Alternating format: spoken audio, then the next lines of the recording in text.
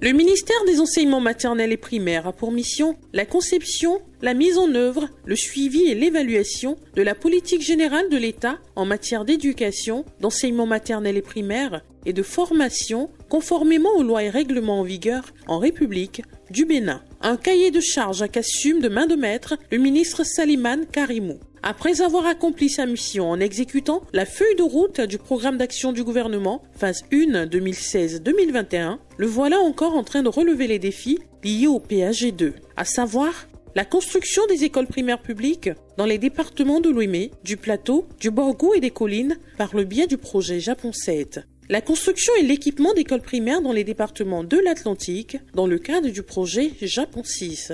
Le développement de l'éducation de base, phase 4, la construction et l'équipement de salles de classe dans les écoles maternelles et primaires, la construction, la réhabilitation et l'équipement des infrastructures administratives, scolaires et le renforcement de la qualité des enseignements au primaire. Pendant des années, la question de la disponibilité des infrastructures scolaires a constitué un véritable casse-tête pour les gouvernements qui se sont succédés à la tête de notre pays. Le gouvernement de Patrice Talon a-t-il trouvé la formule magique ? L'on est tenté de dire oui au regard des nombreuses réalisations visibles sur le terrain. Au terme du PAG1, il a été réalisé la construction et l'équipement de 2258 salles avec l'intervention des autres acteurs et partenaires. 6000 salles de classe ont été construites, ce qui équivaut à un taux de réalisation de 100% des prévisions. Pour le PAG2, le cap est maintenu pour le bonheur des acteurs de l'école.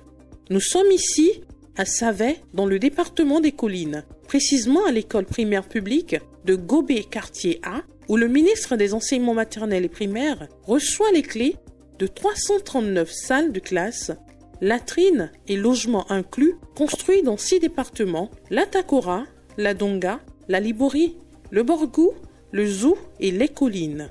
Des infrastructures modernes construites pour permettre à tous les enfants d'avoir accès aux salles de classe, peu importe leur handicap. De quoi assurer une éducation de qualité et inclusive.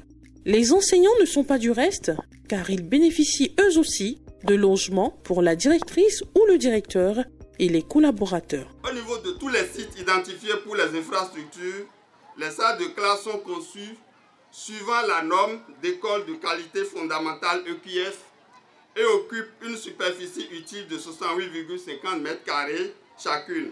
Immense est notre joie aujourd'hui car notre complexe a été choisi pour abriter la cérémonie officielle pour la remise définitive des clés aux écoles bénéficiaires.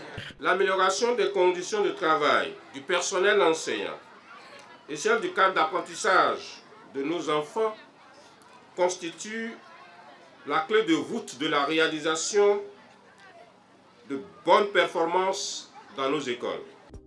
Le gouvernement béninois, conscient du fait qu'une mission nécessite les moyens et pour mettre les travailleurs dans de bonnes conditions afin qu'ils jouent pleinement leur rôle dans l'amélioration de la qualité de l'enseignement de base, a mis à disposition des moyens roulants acquis sur le budget national, une première au Bénin.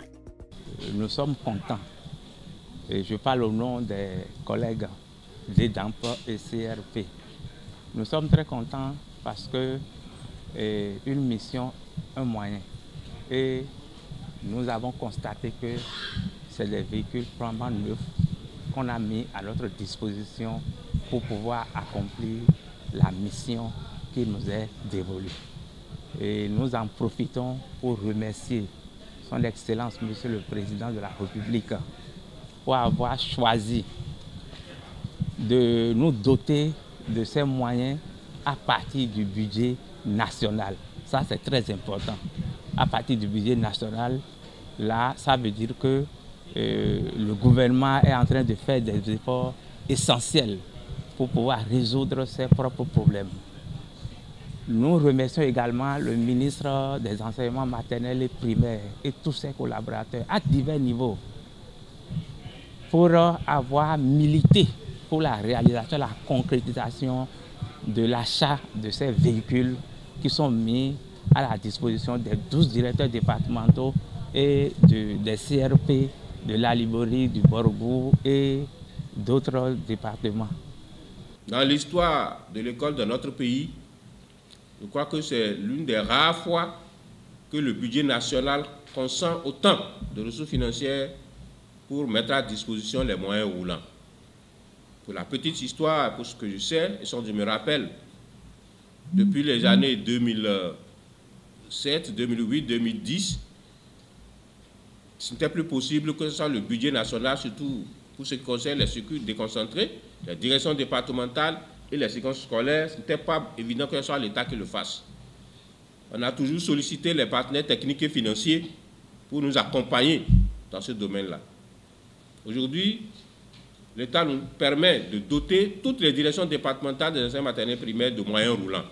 Donc vous n'aurez plus de raison de dire on ne peut pas aller sur le terrain, on n'a pas les moyens d'aller voir ce qui se fait au niveau des écoles, ou ce qui se fait au niveau de vos entités. C'est pareil pour les circonscriptions scolaires ou les régions pédagogiques. C'est vrai que là, le besoin est immense, mais on dit que c'est les petits pas qui deviennent généralement les grands pas. Donc, c'est environ moins d'une dizaine de véhicules acquis pour le moment pour ces circonscriptions scolaires ou régions pédagogiques. Donc, une fois que ce pas-là est franchi, c'est programmé que chaque année, il y ait des dotations, surtout, j'insiste là-dessus, à partir du budget national. Nous devons, vous et nous, reconnaître ces efforts-là fournis par l'État béninois, notamment par le président de la République. C'est sa volonté personnelle. L'amélioration de la qualité de l'enseignement passe également par le suivi des apprentissages, le respect des horaires de travail, des grilles et du calendrier scolaire. Pour ce faire, l'encadrement de proximité est priorisé par les responsables du ministère, avec à leur tête la première autorité.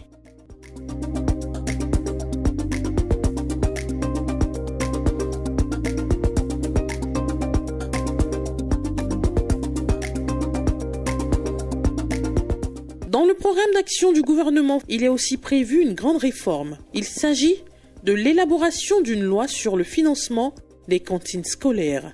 Qu'ils vous souviennent, en 2016, les cantines gouvernementales ne fonctionnaient presque pas. Les enfants étaient nourris seulement quelques jours de l'année et les fonds mis à disposition servaient au fonctionnement de la structure en charge de la mise en œuvre. Après analyse, le gouvernement a décidé de lancer un programme plus ambitieux et choisir donc un partenaire de taille pour sa mise en œuvre. Le gouvernement a donc confié la gestion de cet ambitieux projet au Programme alimentaire mondial en y mettant les ressources nécessaires pour l'implémenter. De 31% en 2016, le taux de couverture est passé à 51%, puis 75% de nos jours. Une idée intéressante qui a porté de beaux fruits. Vous savez, dans toutes les écoles couvertes aujourd'hui, la communauté apporte une contribution formidable aux cantines scolaires gouvernementales. En termes de contribution, il y a beaucoup de localités aujourd'hui où, en plus du repas chaud que l'État met à disposition et qui est un déjeuner que les enfants prennent à la fin des cours de la matinée à midi, l'économie locale a pris sa bonne part de ce programme d'alimentation scolaire. Parce que des coopératives, à l'occasion de PNACI, ont été mises en place. C'est vrai, dans certaines localités, il y a des coopératives agricoles qui existaient, mais à l'occasion de ce programme d'alimentation scolaire, il y a d'autres coopératives qui ont été créées et qui fonctionnent merveilleusement bien aujourd'hui par le biais des cantines scolaires. Sur 100 enfants qui vont à l'école primaire, il y en a 75 qui mangent à l'école avant de rentrer à la maison. C'est de tous les programmes gouvernementaux le plus apprécié par les populations du Bénin. Les femmes, comme les parents d'élèves, comme les enfants, c'est le programme qui, en termes de retour sur investissement pour le gouvernement, a rencontré le plus de succès. Les fruits ont porté la promesse des fleurs, c'est incontestable. Une descente sur le terrain corrobore les témoignages. Quand nous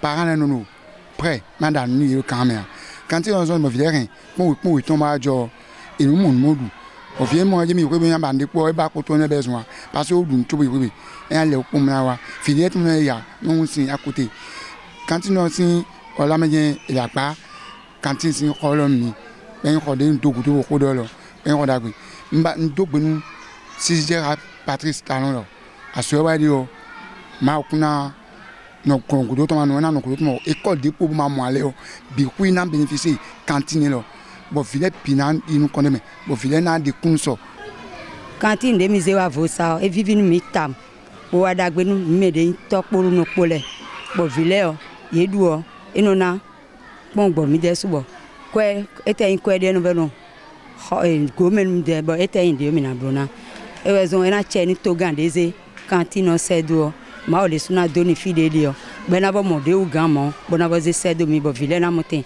du bo na sewe ma bona do nu zizi. La cantine est bon pour nous les élèves parce que ça nous aide de ne plus aller à la maison. Après le repas, on reste ici à midi. La cantine est bonne pour nous les élèves. La cantine fait que tous les élèves viennent à l'école pour manger le repas de la cantine. Nous remercions le chef de l'État et son gouvernement d'avoir pensé à nous autres élèves de Vosak-Podji. Cette école est créée en 2002 et depuis une certaine année, l'école a connu l'arrivée de la cantine. Donc nous pouvons déjà dire que c'est un très bon projet pour les zones défavorisées, telles que la zone de Avanso-Ritoita. Je peux dire que c'est un très bon projet parce que ça permet à nos apprenants, depuis que moi je suis arrivé ici, de manger et de rester à l'école. Et ce qui permet aux parents de vaquer à leurs occupations sans s'inquiéter. Voilà. Et aussi, lorsque vous regardez nos statistiques, vous allez constater que chaque année, l'effectif des élèves s'accroît. C'est bon pour nous, c'est très bon pour nous. Parce que le soir, quand notre parent ne nous donne pas de l'argent, ça nous permet de manger, ça nous permet de prendre le repas pour midi. La cantine là, c'est bien pour nous. Ça m'aide le soir. Si on ne me donne pas d'argent, je mange. Je ne suis pas obligé de partir à la maison le soir. La cantine qu'on nous a donnée, c'est bien pour nous. Je remercie le président Patrice Talon. Pour ma part, je pense que c'est une très bonne initiative. C'est une très bonne initiative dans la mesure où des apprenants venaient à l'école sans les frais de petit déjeuner. Et ce programme, appelé Programme national d'alimentation scolaire intégrée PNASI, permet aujourd'hui aux enfants de prendre un repas chaud par jour. Et c'est tous les enfants présents. Donc, ceci constitue aujourd'hui un moyen de rétention des enfants dans l'école. Ça fait que les enfants généralement, les midis, les enfants passent les midis dans les écoles et les soirs, on les retrouve plus facilement. Ils ne parcourent plus de grandes distances avant de revenir à l'école à 15 h, tout ça. Donc, je pense que ceci est une très bonne idée. Vraiment, nous remercions beaucoup le gouvernement, le chef de l'État en particulier, pour l'arrivée de la cantine à Vosak-Podji. D'accord. La cantine a fait beaucoup de choses dans notre école. Ça a changé l'aspect de notre école. Sinon, avant, les élèves n'étaient pas si réguliers dans l'école, mais depuis que la cantine est arrivée, je peux avouer que tous les enfants sont réguliers. De la joie dans les cœurs à l'expression du bonheur qui se dégage de ces enfants béninois bénéficiaires de ce programme, les parents sont reconnaissants envers le chef de l'État, son Excellence, M. Patrice Talon et son gouvernement. Et parlant reconnaissance, le Bénin est désormais un modèle sur le plan mondial. Je voudrais sans grande modestie dire que on peut quand même considérer l'exemple de l'alimentation scolaire du Bénin comme un exemple au niveau régional et même au niveau mondial. Quand on met tous les facteurs en jeu à travers l'engagement du gouvernement en termes financiers, en termes de membres du gouvernement, la production locale qui est intégrée, le rôle des communautés, quand on met tout ça ensemble, tel que ça se passe au Bénin, je pense que c'est quand même un exemple qu'on peut citer au niveau mondial. Donc ça, c'est ce que je peux dire. Et je remercie également le gouvernement pour sa disponibilité à pouvoir aussi nous entretenir lors de ces échanges. Tout simplement, moi, je reconnais que c'est un plaisir pour nous, n'est-ce pas, d'abriter toutes les fois que c'est nécessaire des séminaires ou des ateliers du genre. N'est-ce pas? C'est un plaisir, c'est une joie pour le Bénin d'être sollicité tout le temps et de faire l'objet d'attention par les autres qui, de loin, voient qu'au Bénin, il y a quelque chose de bon qui se fait en matière d'alimentation scolaire. Dans cette même dynamique, le chef de l'État a été sacré champion